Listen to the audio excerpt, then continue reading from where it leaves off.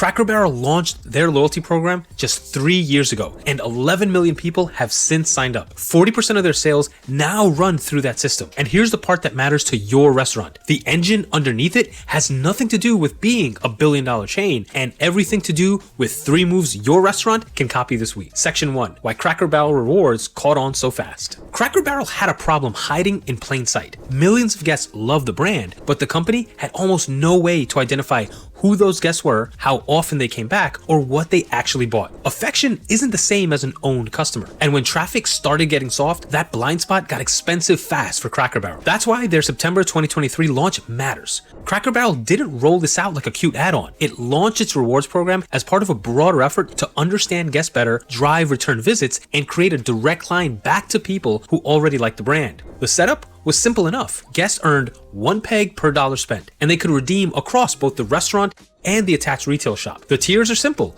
75 pegs unlocks a small reward. 150 gets you something bigger, and 225 pegs is where the real value shows up. Now, why does this work? Because it widened the reward surface without making the system harder to explain. A guest could think about breakfast, chicken and dumplings, candy, candles, holiday gifts, or some random thing from the country store, and it all still lived inside one rewards logic. That retail crossover is more important than it sounds. A lot of restaurant programs only reward one behavior: buying food. Cracker Barrel tied food and retail together, which gave people more reasons to care about the program and more chances to see value from it. The guests didn't need to think in separate buckets. Spend here, earn here, redeem here. As I've said time and time again, simple beats clever. Now, your head might spin after hearing what happened next, because this is where the numbers get ridiculous. Cracker Barrel's growth numbers show that the market responded. Their data showed membership topped 9 million by September 2025, then passed 11 million by March 2026. On the sales side, loyalty members accounted for more than 35% of sales by September 2025, then more than 40%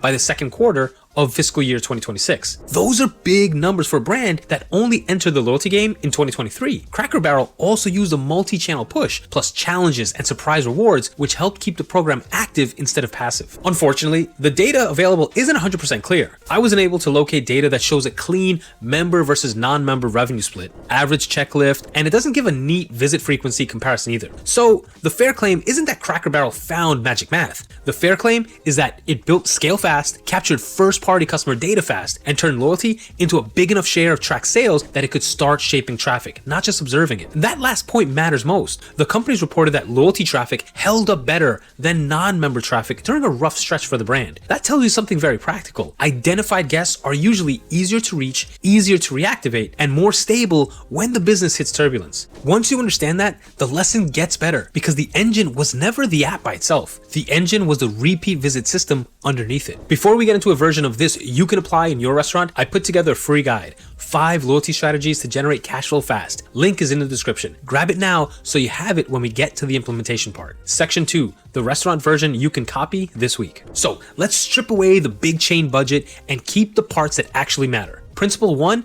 is frictionless enrollment at the counter. If your loyalty program needs a password, 3 screens, a long form, and a patient customer, most people will never finish it. You need a simple QR code, a short staff line, and automatic tracking. That's the setup people will use. Square found that 86% of surveyed consumers were interested in joining a restaurant loyalty program if it offered discounts or coupons, but only 30% actively participate. That gap tells you that consumer interest isn't the problem, but rather friction is the problem. You can hear the same lesson from restaurant owners.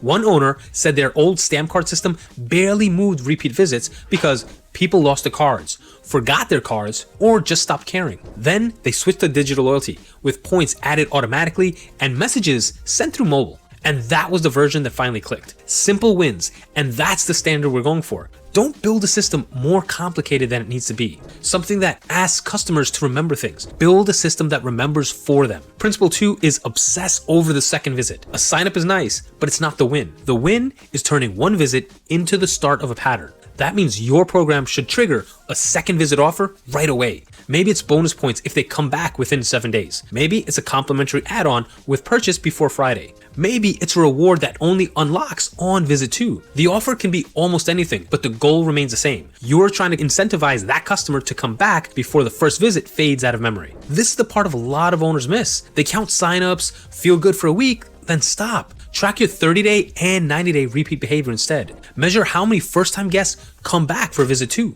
That's your real scoreboard. Cracker Barrel's win wasn't points by themselves. It was taking unknown guests, identifying them, and then giving them a reason to fold the brand into a habit. Now, here's the part that many restaurant owners completely skip. Principle 3 is sending weekly trigger campaigns that feel like VIP value, not desperate discounts. Keep these messages short.